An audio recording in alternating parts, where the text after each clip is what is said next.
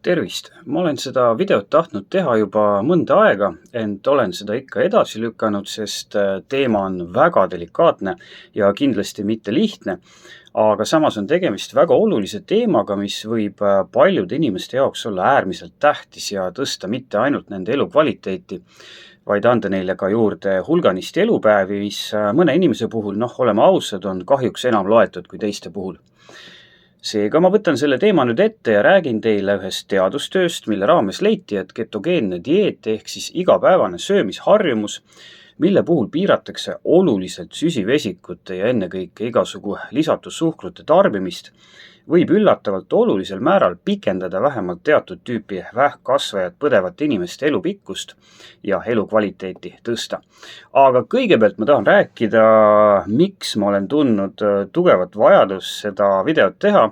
Ja ma ei räägi seda üldse mitte süüdistamiseks või mingiski mõttes musta pesu pesemiseks, vaid seetõttu, et see on mul pikemalt aega olnud hingel ja mõtetes ja tegemist on juhtumiga, millest meil kõigil on minu arvates natukene õppida. Facebookis, mida kutsutakse moodsa nimega Metaks, on olemas üks väga põnev grupp nimega Ups Eesti uhuunduse peegeldus sotsiaalmeedias, mida ma igati soovitan jälgida ja mille eesmärk on paljastada igat sorti valeteadust, posimist ja lamemaalisust propageerivaid tegelasi ja ühinguid. Ja minu jaoks on tegemist ennekõike huumoriväljaandega, mis annab võimaluse aeg-ajalt tugevasti ja tublisti naerda, sest oleme ausad, mainitud lamemaalaste ja posijate seltskond just vaimu teravusega ei hiilga ja paljud nende väljaütlemised ja soovitused on inimesele, kellel peas on natukenegi ajuollust sees, jubedalt naljakad. Kahjuks on sellel nähtusel ka teine ja palju süngem pool, ehk siis seda sorti tegelased kipuvad mõjutama inimesi, kellel on näiteks mõni raske haigus, näiteks mõni vähkkasvaja, ja soovitavad neile ravimeetodeid, millel puudub igasugune teaduslik alus ja harilikult ka igasugune positiivne toime, mistõttu need patsiendid jõuavad päris arstide juurde kas liiga hilja või siis üldse mitte. Ja samas dimensioonis on veel üks eriti vastik seltskond, kes üritavad meeleheitel inimeste pealt raha teenida, mis on võib-olla üldse üks kõige jälgimaid asju, mida inimene saab teha. Okei, aga ühesõnaga nimesid nimetamata oli seal üks postitus ühest inimesest, kes põeb teatud tüüpi vähkkasvajat ja selle postituse all oli kommentaar, kus üks inimene soovitas talle ketodieeti, sest sellest on vähkkasvajate vastu abi. Antud grupi adminid sõitsid sellele inimesele tugevalt sisse ja tegid seda nii, et võis jääda mulje, justkui oleks soovitus ketodieeti kaaluda vale ja tegemist oleks nii-öelda uhuundusega.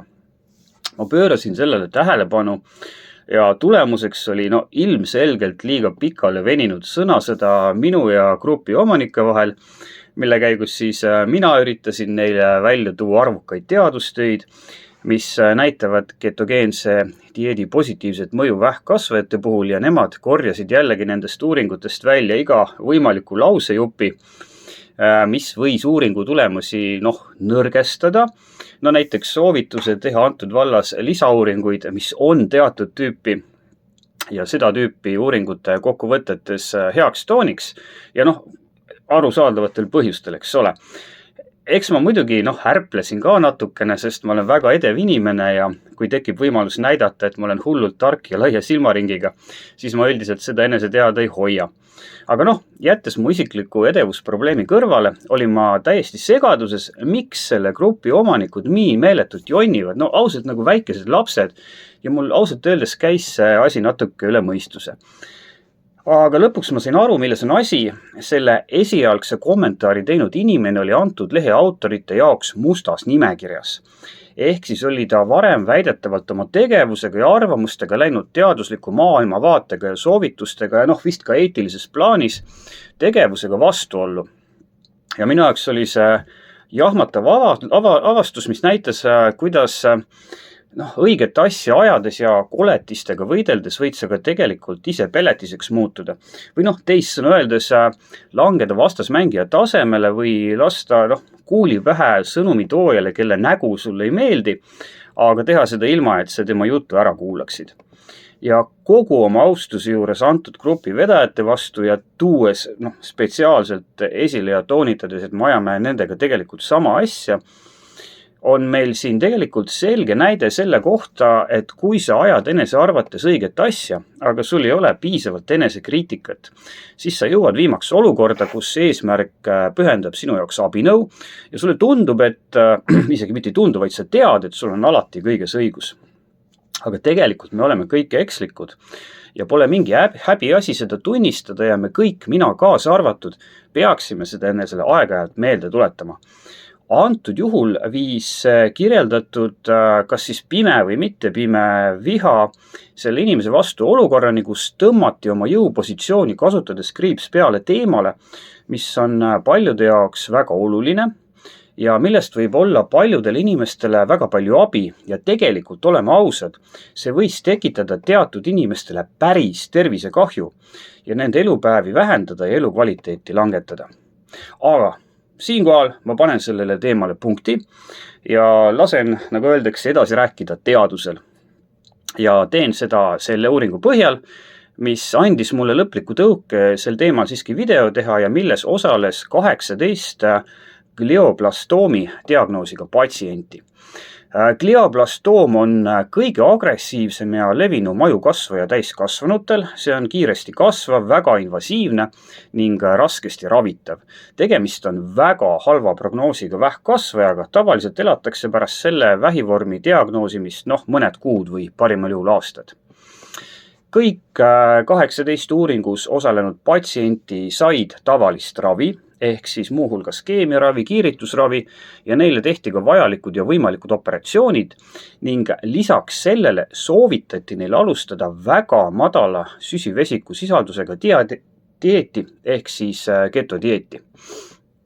On oluline märkida, et antud uuringus kasutati nõnda nimetatud Vahemeremaade tüüpi ketogeenilist dieeti, mis kasutab rasvaallikana küllastunud rasvhappeid, põhineb peamiselt oliiviõlil ning teistel mono- ja polüküllastumata rasvhappete allikatel nagu oliivid, avokaado, pähklid, omega-3 rikkad kalad ning eelistab omega rasvhappete rikaste kalade ja mereandide, ent ka näiteks kanaliha tarbimist valguallikana.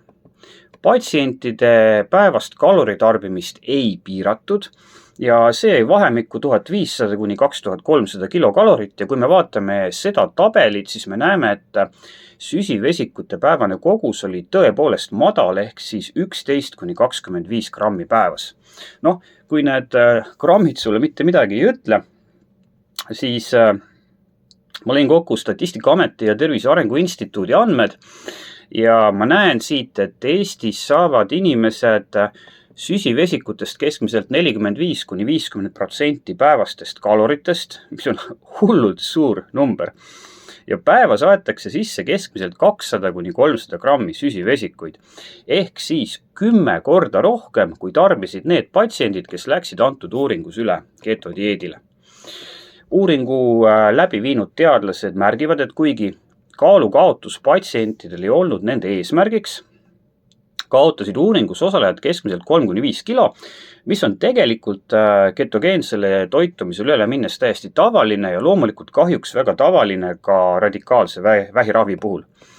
Ja uurijate eesmärgiks oli, et katses osalejad jääksid ketogeensele dieedile vähemalt 6 kuuks ja 18 patsiendist jäi ketogeensele dieedile 6 kuuks või kauemaks 6 patsienti.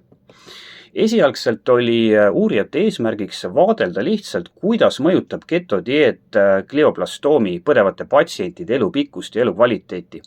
Aga kuna 18 patsiendist jäi ketodieedile vaid 6, siis tekkis iseeneslikult võimalus võrrelda, kuidas süsivesikute vaene dieet või tavadieet neid näitajaid mõjutavad. Ehk siis teadusuuringu mõttes tekkis kontrollgrupp ja see tõstab tegelikult nende leidude väärtust, millest ma teile kohe räägin, oluliselt. Ja antud katse tulemused on sellised ja need lähevad suuresti valdkonda üks pilt võib antud juhul joonis võib rääkida rohkem kui 100 sõna, aga ma räägin selle joonise siiski lahti. 3 aastat pärast glioblastoomi diagnoosi oli 6 kuuks või kauemaks ketodieedile jäänud patsiendist elus 4 ehk siis 66,7% ja 12 ketodieeti mitte järginud 1 ehk siis 8,3%. Keskmiselt elasid ketodieedi järgijad pärast diagnoosi 47 kuud. Samas kui tavadieedil olnud patsientide puhul oli see näitaja 15,7 kuud ehk siis 3 korda lühem. Kuna uuringu tulemuste kokkulöömise ajal olid paljud patsiendid veel peamiselt siis ketopatsiendid elus, on meil ka põhjust eeldada, et tegelikult küünib ketodieedi positiivne mõju veelgi kõrgemale ja see on veelgi tugevam. Uuringu autorid arutlevad, et tõenäoliselt on selle väga ulatusliku positiivse mõju peamiseks, kuigi toonitame kohe, et mitte ainsaks põhjuseks nõnda nimetatud Warburgi efekt, mida kirjeldati ja mis sõnastati saksa teadlase Otto Warburgi poolt juba eelmise sajandi 20. aastatel ja mis kujutab enesest lihtsustatult selgitades olukorda, kus vähirakud on väga suures sõltuvuses glükoosist ehk siis süsivesikute tarvitamisest, kuna nende energia tootmise masinavärk on defektne ja vastupidiselt tavalistele tervetele rakkudele on neil üleminek teistele energiaallikatele väga raske ja mõnel juhul ka võimatu. Ja muide, kui sul on olnud ebaõnne isiklikult vähiga kokku puutuda ja sulle on tehtud see nii-öelda PET-scan, siis see põhineb ka muide samuti Warburgi efektil. Kui suhelda teadlastega, kes igapäevaselt laboris vähirakke uurivad või siis jälgida nende esinemisi erinevates podcastides ja seminaridel, siis on minu jaoks tegelikult antud teemaga seoses jäänud kõlama 2 seika. Esiteks tuuakse esile, et samavõrd kui erinevad vähkkasvajad on geneetiline ja epigeneetiline haigus, on need ka ainevahetushaigused, sest selleks, et vähirakud hakkaksid organismis paljunema ja levima, on tarvis luua neile soodne keskkond. Ja seni on vähiravis alahinnatud võimalusi seda keskkonda vähirakkude jaoks läbi toitumise näiteks ebasoodsaks muuta.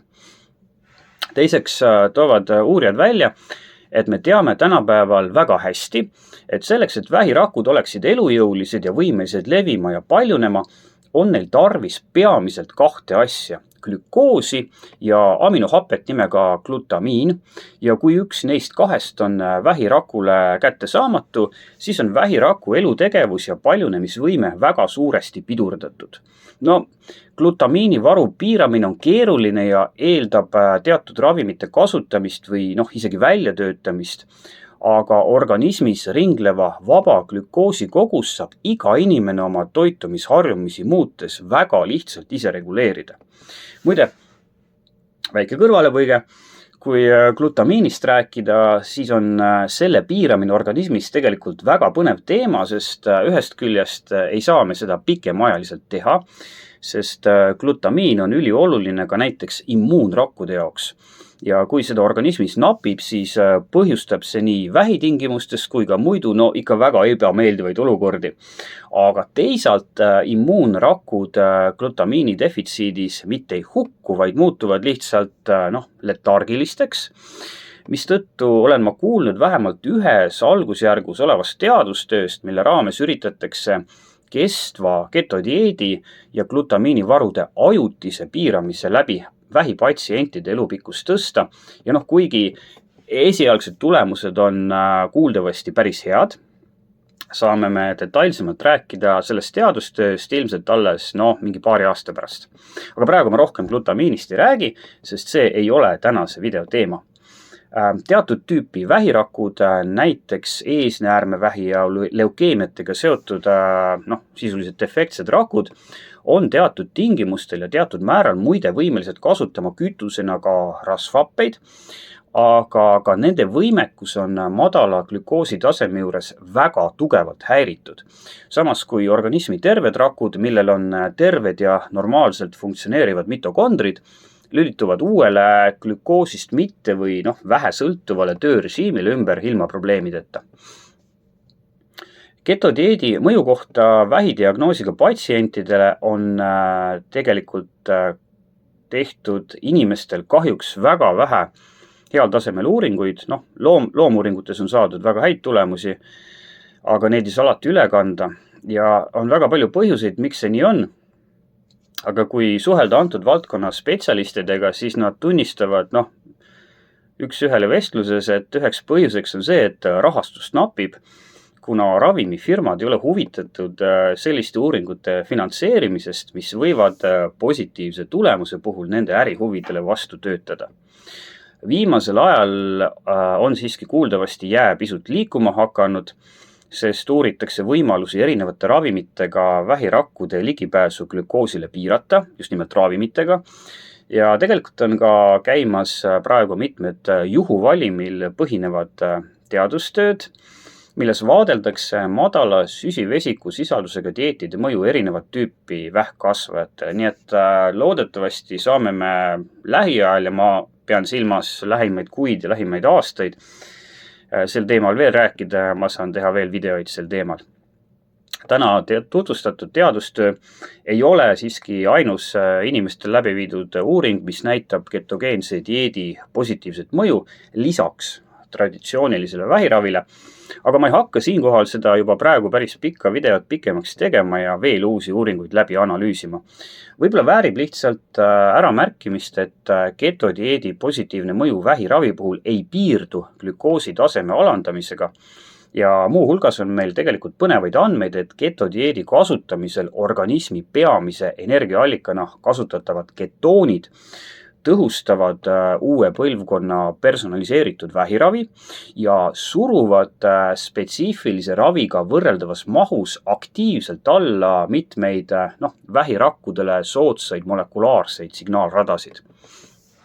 Ma lihtsalt mainiksin erinevates teadustöödes enda jaoks peas kokkuvõtted tehes, et ketogeense dieedi peamiseks võimalikuks negatiivseks mõjuks, selle kõrval, et paljudel inimestel on tõsine suhkrusõltuvus ja neil on väga keeruline magusasöömist lõpetada, näib olevat see, et see toob kaasa eriti alguses teatud lisakaalu kaotuse, mis radikaalse vähiravi puhul on niikuinii aset leidev, mistõttu tuleks seda kindlasti arvestada, sest nagu me teame, vähk on suuresti ka kurnatushaigus.